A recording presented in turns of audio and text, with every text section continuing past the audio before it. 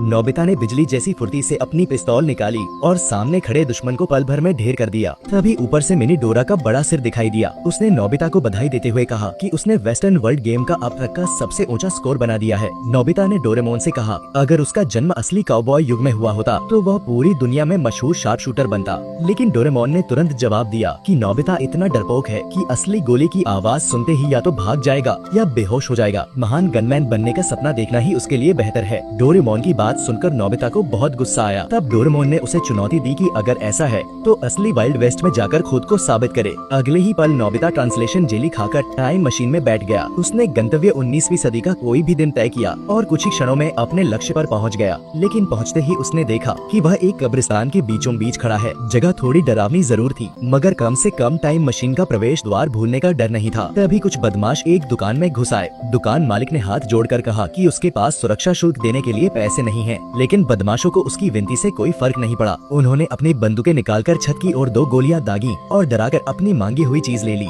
गोली चलने की आवाज सुनते ही शहर का शेरिफ वहां पहुंच गया। उसने बदमाशों को आदेश दिया कि सामान वापस रखकर तुरंत शहर छोड़ दे। इसी दौरान वहां पहुंचा नोबिता इस असली बंदूकबाजी के मुकाबले को देखने लगा। बदमाशों का सरदार कुछ हद तक नियमों का पालन करने वाला था। उसने अपने आदमियों को पीछे रहने का इशारा किया। फिर उसने और शेरिफ ने लगभग एक ही समय पर अपनी बंदूकें निकाली। 2 गोलियों की आवाज गूंजी और नोबिता की आंखों के आगे अंधेरा छा गया। इधर नोबिता को होश आया तो उसने खुद को एक कमरे में पाया। उसे बचाने वाली लड़की का नाम बेट्स था, जो इस शहर के मेयर की बेटी थी। बेट्स ने तुरंत पहचान लिया कि नोबिता इस शहर का रहने वाला नहीं है। उसने सलाह दी कि वह जल्द से जल्द यहाँ से चला जाए। नोबिता ने पूछा कि क्या वजह उन बदमाशों का गिरोह है। बेट्स ने बताया कि वे लोग सैवेज गैंग नामक खतरनाक संगठन के सदस्य हैं। वे पूरे इलाके में अपना आतंक फैला चुके हैं। आज जो शेरिफ मारा गया वह पिछले शेरिफों में 13वां था। गिरोह की ताकत से डरकर अब कोई भी इस शहर की रक्षा करने के लिए तैयार नहीं था। नोबिता को लगा कि उसकी किस्मत ही खराब है जो वह ऐसे खतरनाक शहर में आ पहुंचा। लेकिन अगर वह अभी वापस जाने की कोशिश करता तो यह उसकी चुनौती से भागना होता। इसलिए उसने हिम्मत जुटाकर घोषणा कर दी कि वह नया शेरिफ बन सकता है। मेयर और बेट्स दोनों उसकी ओर देखने लगे।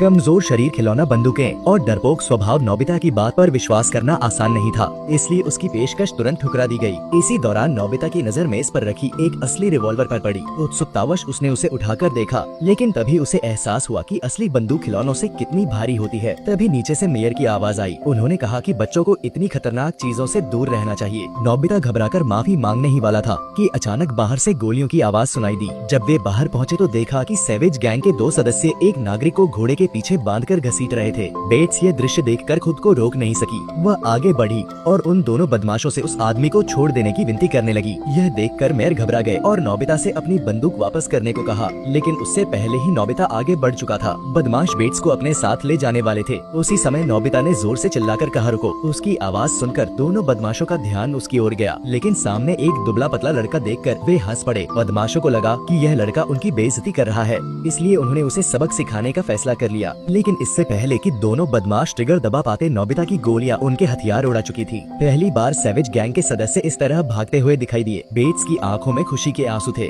उसे अब यकीन हो चुका था कि नोबिता अपनी बहादुरी के बारे में झूठ नहीं बोल रहा था। उधर सैवेज गैंग के सरदार तक यह खबर पहुंच गई तो वह गुस्से से कांप उठा। उसने अपने सभी आदमियों को इकट्ठा किया और शहर पर हमला करने का आदेश दे दिया। लेकिन बेट्स अब भी चिंतित दिखाई दे रही थी। उसी समय अचानक एक गोली खिड़की से होकर अंदर आई। दीवार में बने छेद को देखकर साफ था कि हमला सीधे इसी घर पर हुआ है। दीवार पर एक चेतावनी पत्र मिला। सैवेज गैंग ने घोषणा की थी कि वे रात को फिर लौटेंगे। बेट्स उसके लिए नए कपड़े लेकर आई। उसने कहा कि छोटे निकर पहनकर रेगिस्तान में घूमना ठीक नहीं है। नए कपड़ों और टोपी में नोबिता सचमुच किसी शेरिफ जैसा लग रहा था। इसी बीच मेयर कमरे में घुसे और बताया कि सैवेज गैंग शहर के पास पहुंच चुका है। घोड़ों पर सवार सैवेज गैंग का पूरा दल शहर की ओर बढ़ रहा था। मेयर ने कहा कि जैसे ही संकेत मिले दोनों मिलकर हमला करेंगे। कुछ देर बाद दुश्मन निशाने की सीमा में आ गए। मेयर ने अपनी दोनों बंदूकें उठाई और गोलीबारी शुरू कर दी, लेकिन नोबिता स्थिर खड़ा रहा। वह किसी को चोट नहीं पहुंचाना चाहता था। उधर बेट्स भी चिंता के कारण घर से निकलकर उनकी ओर आ रही थी। तभी नोबिता ने देखा कि कुछ बदमाश छत पर चढ़ चुके हैं। अपने साथी की रक्षा करने के लिए उसने आखिरकार ट्रिगर दबा दिया, लेकिन उसने किसी इंसान को निशाना नहीं बनाया। उसने बारूद से भरे कारतूसों को निशाना बनाया। धीरे धीरे पूरा गैंग बिखरने लगा, लेकिन तभी उनके सरदार ने एक खतरनाक चाल चली।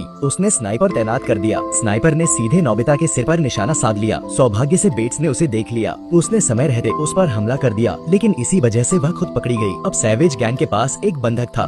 दोनों ने मजबूरी में अपने हथियार जमीन पर डाल दिए। अचानक एक गोली चली। नोबिता धीरे धीरे जमीन पर गिरने लगा, लेकिन अगले ही पल उसे कुछ अजीब महसूस हुआ। जब उसने ध्यान से देखा देखा तो पाया कि गोली हवा में बेहद धीमी गति से आगे बढ़ रही है। दरअसल यह सब टाइम स्टॉप डिवाइस के प्रभाव की वजह से हुआ था। नोबिता, बैट्स और मेयर को छोड़कर बाकी पूरी दुनिया की गति धीमी हो चुकी थी। तभी दो परिचित आवाजें सुनाई दी। वे डोरेमोन और डोरामी थे। आखिरकार वे उसे ढूंढते हुए यहाँ पहुँच गए थे। डोरामी ने अपनी जेब से एक खास स्लीप गन निकाली। डोरेमोन ने मजाक मजाक में दो बदमाशों के चेहरे भी बिगाड़ दिए। डोरामी ने दोनों को स्लीप गन से निशाना बनाया और वे तुरंत बेहोश होकर गिर पड़े। लेकिन नोबिता का ध्यान किसी और पर था। वह सैवेज गैंग के सरदार का सामना खुद करना चाहता था। वह इस लड़ाई को अपने दम पर जीतना चाहता था, इसलिए वह डोरेमोन के साथ सीधे गैंग के सरदार की ओर बढ़ गया। स्थिति को अपने पक्ष में करने के लिए उसने चालाकी दिखाई। उसने अपनी बंदूक जमीन पर रख दी और दया की भीख मांगने लगा। लेकिन नोबिता अब पूरी तरह सतर्क था। जैसे ही सरदार ने छिपा हुआ चाकू निकालकर हमला करने की कोशिश की, नोबिता ने बिजली जैसी फुर्ती से गोली चलाई। चाकू उसके हाथ से छूट गया।